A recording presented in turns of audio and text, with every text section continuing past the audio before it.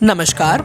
आज शाम केंद्रीय गृह मंत्रालय द्वारा एक आवश्यक दिशा निर्देश जारी करते हुए संपूर्ण देश में चौथे चरण के लॉकडाउन की घोषणा कर दी गई है। आपको बता दें कि आज 17 मई को देश में तीसरे चरण का लॉकडाउन खत्म हो रहा था और आज ही शाम में केंद्रीय गृह मंत्रालय ने इस लॉकडाउन को अब 31 मई तक बढ़ाने का फैसला किया है।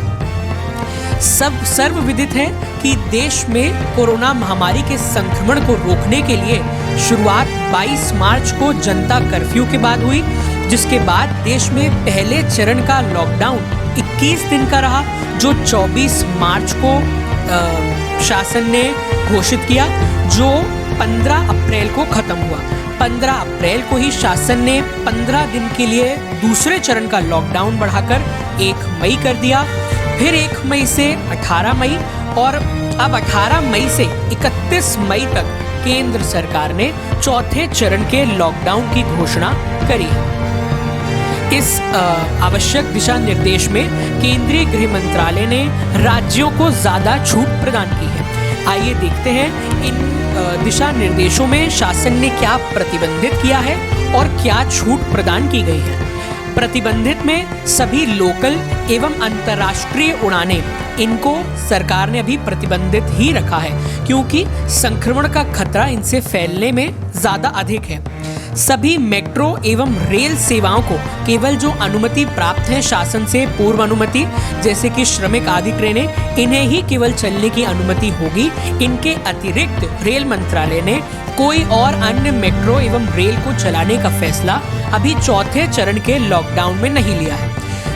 संपूर्ण देश में सभी शैक्षणिक संस्थान, स्कूल, कॉलेज, महाविद्यालय, विश्वविद्यालय आदि सभी 31 मई तक बंद ही रहेंगे। शासन ने होटल, रेस्टोरेंट आदि सभी को भी 31 मई तक प्रतिबंधित रखने का फैसला किया है। केवल जो होटल्स हैं वो सरकारी उपयोग में या क्वारंटाइन सेंटर बनाने में प्रशासन उन्हें अधिग्रहित करने में सक्षम होगा।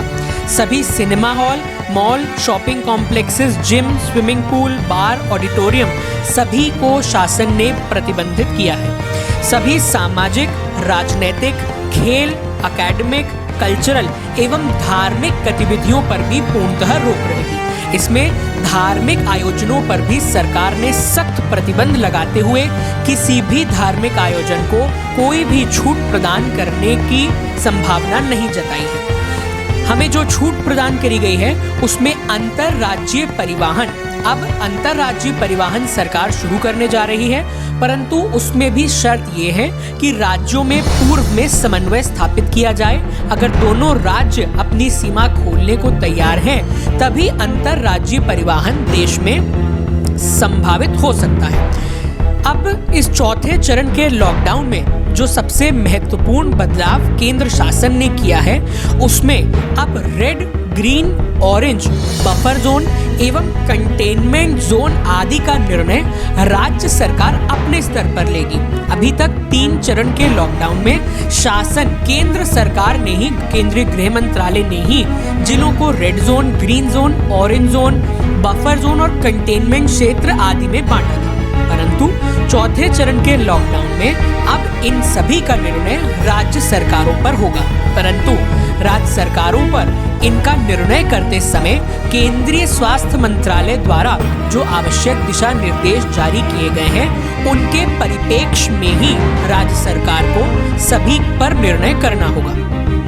जो पैरामीटर्स, पैमाने केंद्रीय गृह मंत्रालय ने तय किए हैं, उसमें मरीजों की संख्या, जिले में मौत के मामले, इन सभी को देखते हुए इन्हें अब red, green, orange, buffer zone और कंटेनमेंट क्षेत्रों में बांटा जाएगा। जिला प्रशासन, जो जिला मजिस्ट्रेट हैं, वो किसी भी जिले में रेड, ऑरेंज और बफर के साथ साथ कंटेनमेंट क्षेत्र में भी बदलाव अब कर सकेंगे। यानी कि जिला दंडाधिकारी, डिस्ट्रिक्ट मजिस्ट्रेट, कलेक्टर को अगर आवश्यकता अनुसार कोई इनमें बदलाव करना है तो अब उस बदलाव करने की छूट जिला प्रशासन को दी गई है। शासन ने साफ किया है कि कंटेनमेंट क्षेत्र में सभी तरीके से हर गतिविधि पर पूर्णतः प्रतिबंध रहेगा। केवल आवश्यक वस्तुओं की आपूर्ति जिला प्रशासन को सुनिश्चित करनी होगी। शासन ने अभी भी शाम में 7 बजे से लेकर सुबह 7 बजे तक रात्रिकालीन कर्फ्यू की घोषणा की है। इसके तहत शाम में 7 बजे से सुबह 7 बजे तक कोई भी व्यक्ति मेडिकल इमरजेंसी होने के केस को छोड़कर अन्य स्थिति में अपने घरों से बाहर नहीं निकल सकेगा।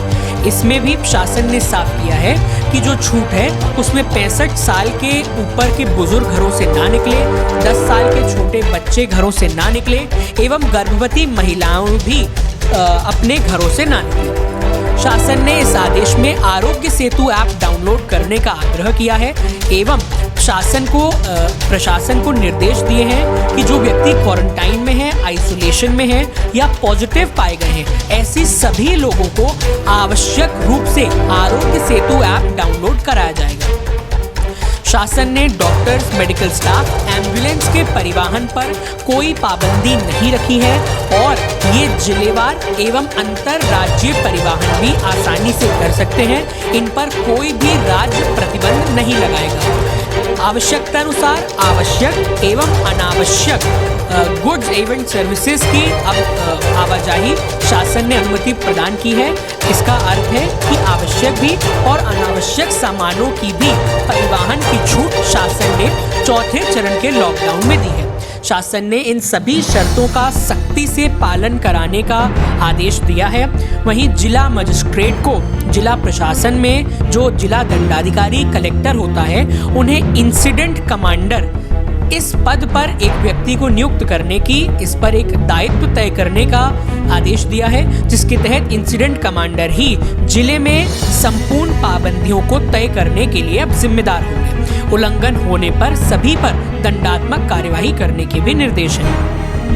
अगर हम इस चौथे चरण के लॉकडाउन की बात करें तो इसमें शासन ने एक महत्वपूर्ण बदलाव किया है, जिसमें अब राज्यों को ज्यादा छूट प्रदान करी गई है कि वे अपनी स्वतंत्रता एवं जिलों की स्थिति को देखते हुए अपने राज्य में कैसा लॉकडाउन होगा वैसा स्वरूप वो तय कर सकते हैं। जिले की परिस्थिति जिला दंडाधिकारी एवं कलेक्टर को हर समय पर रिव्यू करनी होगी, आर्थिक गतिविधियों को ज्यादा छूट देनी होगी एवं अनावश्यक आवागमन को कंटेनमेंट क्षेत्र में रोकने के लिए सख्ती से आदेशों का पालन कराना होगा।